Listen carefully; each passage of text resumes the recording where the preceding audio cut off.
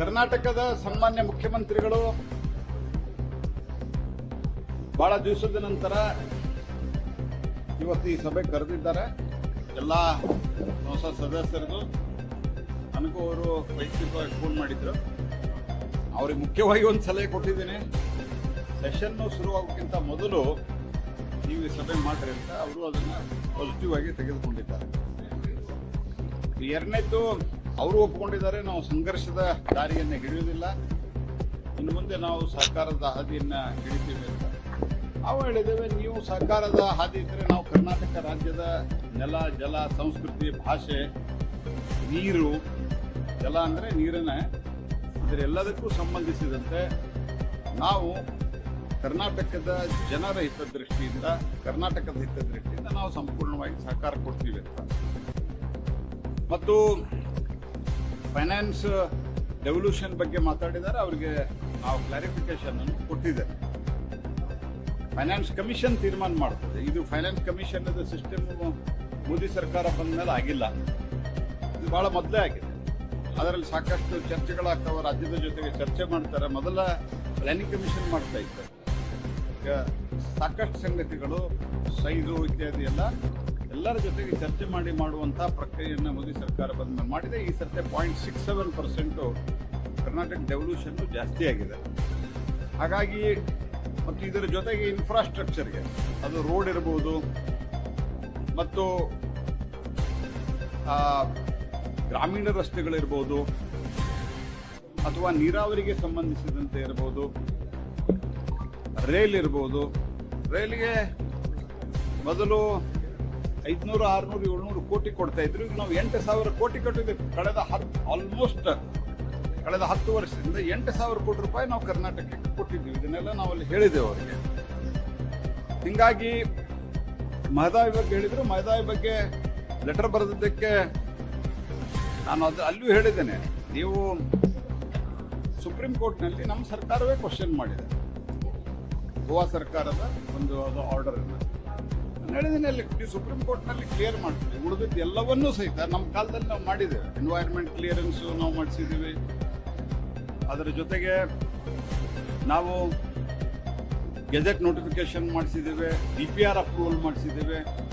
ಮತ್ತು 4 ವರ್ಷದಲ್ಲಿ ಮೊದಲು ಟ್ರಿಬ್ಯುನಲ್ ಅನ್ನು ಅಪಾಯಿಂಟ್ಮೆಂಟ್ ಮಾಡಿ, 4 ವರ್ಷದಲ್ಲಿ ಅಪಾಯಿಂಟ್ಮೆಂಟ್ ಅವರು ಮಾಡಿ ಹೋಗಿದ್ರು. ನಾವು ಬಂದ ಮೇಲೆ ಜಡ್ಜು ಇತ್ಯಾದಿ ಅಪಾಯಿಂಟ್ಮೆಂಟ್ ಮಾಡಿ ಅವರಿಗೆ ಎಲ್ಲ ಫೆಸಿಲಿಟಿ ಕೊಟ್ಟು 4 ವರ್ಷದಲ್ಲಿ ಕೊಡಬೇಕು ಅನ್ನೋ ಕಡ್ಡಾಯ ಮಾಡಿ ಅದನ್ನು ನಾವು DPR ಅನ್ನು ಮಾಡಿದ್ದೇವೆ. ಆ DPR ಅನ್ನು ಅಪ್ರೂವಲ್ ಕೊಡಿಸಿದ್ದೇವೆ. ಇದು ಒಂದು ವೈಲ್ಡ್ ಲೈಫ್ ಉಳಿದಿದೆ, ಅದು ಸುಪ್ರೀಂ ಕೋರ್ಟ್ನಲ್ಲಿ ಕರ್ನಾಟಕ ಸರ್ಕಾರವೇ ಕ್ವಶನ್ ಮಾಡಿದೆ. ತಪ್ಪು ಅಂತ ಹೇಳೋದಲ್ಲ ನಾನು, ಕರ್ನಾಟಕ ಸರ್ಕಾರ ಬೆಸ್ಟ್ ಆ ಸಂದರ್ಭದಲ್ಲಿ ಮಾಡಿದೆ, ಅದನ್ನು ಕ್ಲಿಯರ್ ಮಾಡಿಸ್ರಿ ಅಂತ ಹೇಳಿದ್ದೀವಿ. ಅದಕ್ಕೂ ಮುಖ್ಯಮಂತ್ರಿಗಳು ಒಪ್ಪಿಕೊಂಡಿದ್ದಾರೆ. ಮತ್ತು ಇದರ ಜೊತೆಗೆ ಬೇರೆ ಬೇರೆ ವಿಷಯಗಳನ್ನು ಅವರು ಪ್ರಸ್ತಾಪ ಏನು ಮಾಡಿದ್ದಾರೆ, ಅದರಲ್ಲಿಯೂ ಕೂಡ ಈಗ ಉದಾಹರಣೆಗೆ ಮೇಕೆದಾಟು ಬಗ್ಗೆ ನಾವು ಪೊಲಿಟಿಕಲ್ ಸ್ಟೇಟ್ಮೆಂಟು ನಾನು ಅಲ್ಲಿನೂ ಮಾಡಿಲ್ಲ, ಇಲ್ಲೂ ಇವತ್ತು ನಾನು ಮಾಡಲ್ಲ. ಅನ್ಲೆಸ್ ಕರ್ನಾಟಕದ ಸರ್ಕಾರ ಏನಾದರೂ ಮಾಡಿದರೆ ನಂತರ ನಾನು ನಿಮ್ಗೆ ರಿಯಾಕ್ಷನ್ ಕೊಡ್ತೀನಿ. ಮೇಕೆದಾಟುವಲ್ಲಿ ಅವರು DPR ಕೊಡಬೇಕು. ಈಗ ಒಂದಿಷ್ಟು ಕ್ಲಾರಿಫಿಕೇಶನ್ ಕೇಳಿದ್ದಾರೆ, DPR ಕೊಡಬೇಕು. ಮತ್ತು ಇದರ ಜೊತೆಗೆ ಮುಖ್ಯಮಂತ್ರಿಗಳೇ ಮೊನ್ನೆ ಕರ್ನಾಟಕದಲ್ಲಿ ಅನೌನ್ಸ್ಮೆಂಟ್ ಮಾಡಿದ್ದಾರೆ. ಅವರು ನಮ್ಮ CR ಪಾಟೀಲ್ ಅವರ ಜೊತೆಗೆ ನಾವು ಸತತವಾಗಿ ನಾವು ಅವ್ರ ಜೊತೆಗೆ ಸಂಪರ್ಕದಲ್ಲಿದ್ದೇವೆ.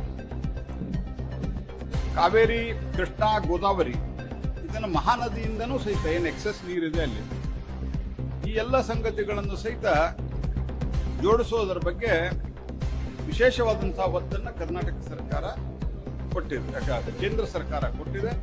ಕರ್ನಾಟಕ ಸರ್ಕಾರ ಅದನ್ನು ಸ್ವಾಗತ ಮಾಡಿದೆ. ಹೂಳೆತ್ತುವ ಸಂಬಂಧ ಪ್ರಧಾನಮಂತ್ರಿಗಳು CR ಪಾಟೀಲ್ ಅವರಿಗೆ ಸೂಚನೆ ಕೊಟ್ಟರು. ಎಲ್ಲ ಡ್ಯಾಮ್ಗಳ ಹೂಳೆತ್ತಲಿಕ್ಕೆ ವಿಶೇಷ ಕಾರ್ಯಪಡೆ, ವಿಶೇಷವಾದಂತಹ ಟೆಕ್ನಾಲಜಿ ಮತ್ತು ಫೈನಾನ್ಷಿಯಲ್ ಸಪೋರ್ಟ್ ಮಾಡಬೇಕು, ಅದನ್ನು ಮುಖ್ಯಮಂತ್ರಿಗಳು ಸ್ವಾಗತ ಮಾಡಿದ್ದಾರೆ. ಇದರರ್ಥ ನಾವು ನಮ್ಮ ರಾಜ್ಯಗಳನ್ನು ಒಟ್ಟಿಗೆ ಸೇರಿ ನಾವು ವಿಕಸಿತ ಭಾರತ ಮಾಡಲಿಕ್ಕೆ ಕೊಟ್ಟಿದ್ದೇವೆ. ಹಾಗಾಗಿ ನಿಮ್ಮ ಸಹಕಾರ ನಮಗೆ ಬೇಕು ಅಂತ ನಾವು ಮುಖ್ಯಮಂತ್ರಿಗಳಿಗೆ ಹೇಳಿದ್ದೇವೆ.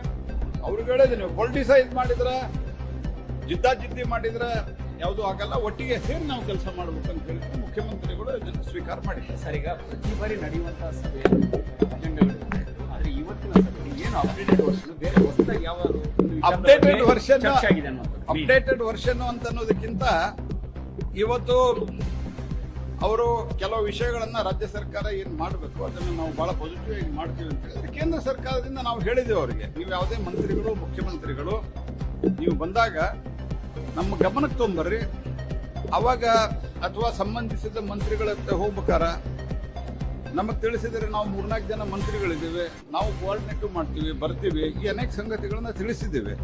ಹಿಂಗಾಗಿ ಸಮ್ ಆಫ್ ದಿ ಥಿಂಗ್ಸ್ ಇವತ್ತು ಒಳ್ಳೆ ವಾತಾವರಣದಲ್ಲಿ ಚರ್ಚೆ ಆಗಿದೆ. ಸರ್, ಈಗ ಜಲಶಕ್ತಿ ಸಚಿವಾಲಯದಿಂದ ಒಂದು ಪ್ರಶ್ನೆಗೆ ಉತ್ತರ ಬಂದಿರೋದು, ಕಾವೇರಿ ಜಲಾಶಯ ಪ್ರದೇಶದಲ್ಲಿ ಯಾವುದೇ ಡ್ಯಾಮ್ ಕಟ್ಟಕ್ಕೆ ಯಾವುದೇ ರೀತಿಯಾದ ಅನುಮತಿ ತಮಿಳುನಾಡಿಗೆ ಬೇರೆ ಯಾವುದೇ ರಾಜ್ಯದಿಂದ ಬೇಕಾಗಿಲ್ಲ ಒಂದು ಸಂಸದನ್ನ ಕೊಟ್ಟಿದ್ದಾರೆ.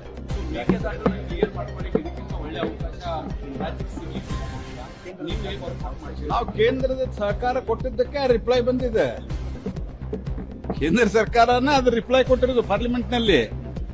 ಹಾಗಾಗಿ ರಾಜ್ಯ ಸರ್ಕಾರಕ್ಕೆ ಆ DPR ಅನ್ನು ಸಬ್ಮಿಟ್ ಮಾಡಬೇಕಲ್ಲ, ಆ DPR ಅನ್ನ ಅವರು ಪರಿಷ್ಕೃತ DPR ಅನ್ನ ಅದನ್ನ ಅವರು ಸಬ್ಮಿಟ್ ಮಾಡಲಿ, ವಿ ವಿಲ್ ಕೋಆಪರೇಟ್.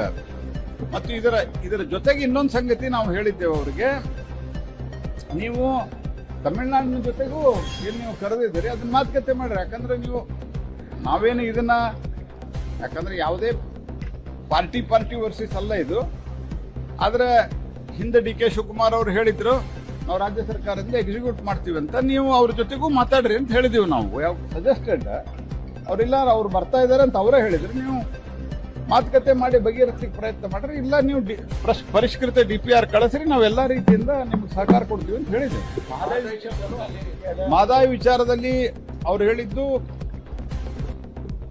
ನಮ್ಮ ಎನ್ವೈರನ್ಮೆಂಟ್ ಮಿನಿಸ್ಟರ್ ಪತ್ರ ಬರೆದಿದ್ದಾರೆ. ಆ ಪತ್ರದಲ್ಲಿ ಕರ್ನಾಟಕ ಸರ್ಕಾರ ಸುಪ್ರೀಂ ಕೋರ್ಟ್ ನಲ್ಲಿ ಏನು ಕ್ವಶನ್ ಮಾಡಿದೆ, ಹಿಂಗಾಗಿ ಸಬ್ಜುಡಿಸ್ ಇದೆ ಅಂತ ಹೇಳಿದ್ದಾರೆ. ನಾನು ಕರ್ನಾಟಕ ಸರ್ಕಾರಕ್ಕೆ ಸಲಹೆ ಕೊಟ್ಟಿದ್ದೀನಿ ಇವತ್ತು. ಅವ್ರ ಮುಖ್ಯಮಂತ್ರಿಗಳು ಒಪ್ಪಿಕೊಂಡಿದ್ದಾರೆ, ಅವ್ರು ಹೊರಗೆ ಬಂದು ಒಪ್ಕೋಬಹುದು ಅಂತ ನಾನು ಆಶಾಭಾವನೆಯನ್ನ ಹೊಂದಿದ್ದೇನೆ. ಅವರು ಹೇಳಿದ್ದಾರೆ, ಹೌದು ಇದು ಹಿಂದನೂ ನನಗೆ ಉಪಮುಖ್ಯಮಂತ್ರಿಗಳಿದ್ದಾಗ ಅವರು ಗೌರವ್ ಗುಪ್ತಾ ಅಂತ ಅಧಿಕಾರಿ ಏನಿದ್ದಾರೆ ಅವರೆಲ್ಲ ಒಟ್ಟಿಗೆ ಬಂದಿದ್ರು. ಅವತ್ತು ನಾನು ಈ ವಿಷಯವನ್ನು ಹೇಳಿದ್ದೆ ಅವರಿಗೆ, ನೀವು ಇದನ್ನು ವಿತ್ಡ್ರಾ ಮಾಡಿ ಹೈಕೋರ್ಟ್ ಅಥವಾ ಸುಪ್ರೀಂ ಕೋರ್ಟ್ ನಲ್ಲಿ ಏನಿದೆ ಅದನ್ನು ಸುಪ್ರೀಂ ಕೋರ್ಟ್ ನಲ್ಲಿದೆ ಅಲ್ಲಿ ನೀವು ಕ್ಲಿಯರ್ ಮಾಡ್ರಿ ಅಂತ ಹೇಳಿದ್ದೀವಿ. ಸೊ ಅದಕ್ಕೆ ಅವರು ಪಾಸಿಟಿವ್ ಆಗಿ ಇವತ್ತು ನಾವು ಅದನ್ನ ಸಂಬಂಧಿಸಿದಂತ ವಕೀಲರು, ಕಾನೂನು ತಜ್ಞರು, ನಮ್ಮ ಅಧಿಕಾರಿಗಳ ಜೊತೆ ಚರ್ಚೆ ಮಾಡ್ತೇನೆ ಅಂತ ಹೇಳಿದ್ರು.